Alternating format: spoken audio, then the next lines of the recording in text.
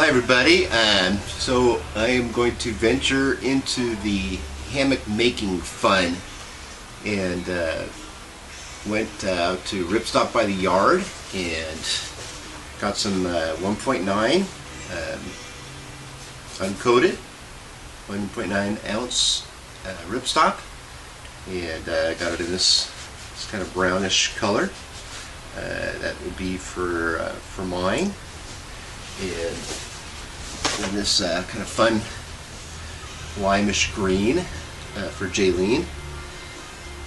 And Ripstop by the Yard, great deal. And so I'm going to hopefully do some some conceptual fun, trying to figure out what could be what can I add to the hammock making expedition that everybody's doing.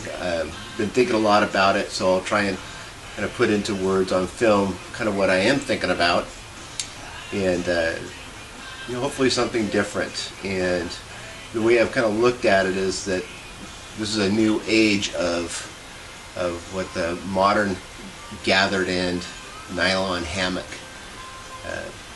is all about, and its transition and its growth and design features and what people are doing. I mean, at this stage people are coming up with under quilts and making them wider and double size and top quilts, and there's so many things that people are doing. So hopefully I'll be able to add a little bit to the whole growth of what I think is really fun. I currently have some Grand Trunk products. They're ultralight. There's Skeeter Beater Pro. I have an all-terrain hybrid, a couple of those. I've tried out Enos and some different hammocks and watched everybody else's videos, of course, too. Just love them. So hopefully I can add to that and add a little bit of difference to go with it. But I did get 9 yards of each one of these, and you'll understand why as I go along. And then I also got a bunch of Amsteel 7/64 from Go To Marine. It's actually a local company I found out not too far from me over on Bainbridge Island.